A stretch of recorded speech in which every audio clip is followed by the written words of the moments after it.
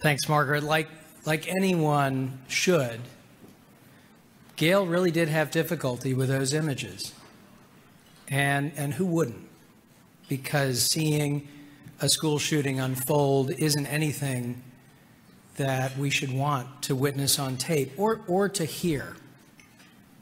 Because probably the sound is the most difficult part of those smartphone recordings of the shooting at Marjory Stoneman Douglas High School.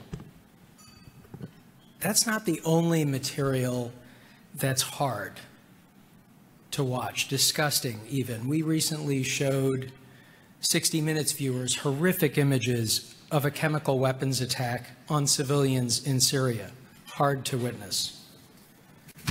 Putting a camera in 2 billion pockets around the world is just one thing that's different about news coverage since 9/11, when we had just one film of the first plane hitting the towers, and the terrible events of that day unfolded with very little sound for most people experiencing them at home. Now, people can easily document an incident like Parkland. And so our discussion was, who are we to decide that the truth shouldn't be seen by a wider audience? If these images can be put in appropriate context by our reporters, aren't they important for people to see? Our job as a news organization is to reveal these events, not conceal them. Now, it was a fair criticism the day of the Parkland attack that these images need to be accompanied by warnings, need to be labeled appropriately. And we take on criticisms of the first airing, which came in a special report interrupting our broadcast network at CBS. But not showing these pictures at all just aids bad actors who fear that the truth could lead to policy consequences. Or much worse, conspiracy theorists who want you to think that it didn't even happen. You have to ask yourself, who is being helped by us not doing this coverage?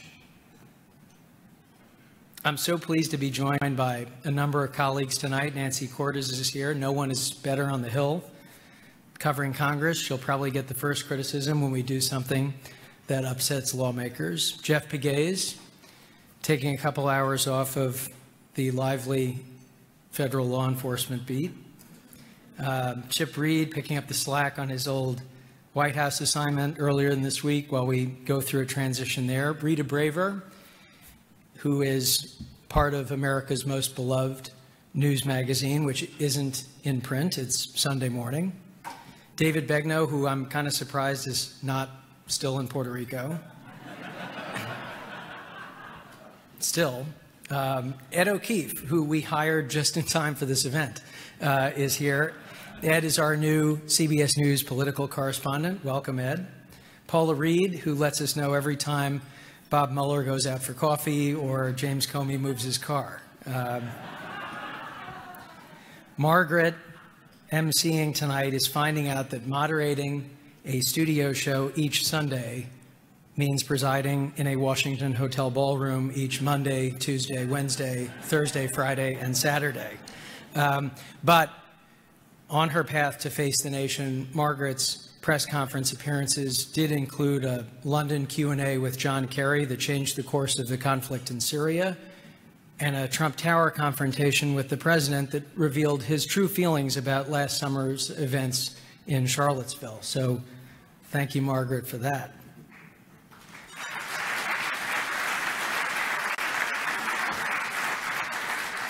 And our Washington Bureau leadership is here. Mary Hager had a late conflict, but Bureau Chief Chris Isham is here, which means this is 3 hours of the week that I won't be calling Chris Isham. And more than all of that, my wife came. So Emma, thanks for everything. When the RTDNF reached out to me about this award, I love the idea behind it, what your program says about recognizing what goes on behind the scenes, because it's often there that the snap decisions on these issues need to be made, and by humans, since we don't have an algorithm in charge of press freedom, which I'll get to in a moment. But The First Amendment is a pretty thin read. Just 4 words in a subordinate clause, or of the press, give us constitutional protection. Thin, but not fragile. You were granted these freedoms, use them. As Margaret noted, that's why we put the First Amendment on the wall in our broadcast center in New York, to remind people to use them. I said news gathering has changed, and it has. We've gone from information scarcity to information abundance in a very short span of time. Our newsrooms were once organized for a world where pictures were rare. Now, pictures are the easy part. It's making sense of them that's the hard part.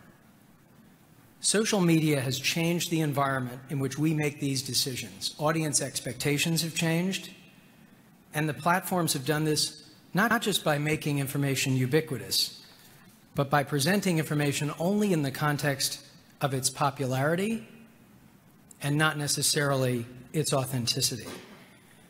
We try to balance right and wrong, and it's not too much to ask social media to balance true and false.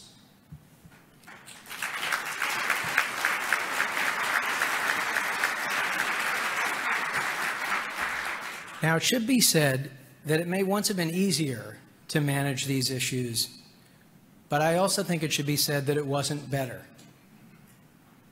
In some ways, our profession's stewardship of these freedoms cried out for modernization. Some of the changes that you are seeing borne out in our workplaces, in standards of behavior, in more modern management, is a natural result of including more voices.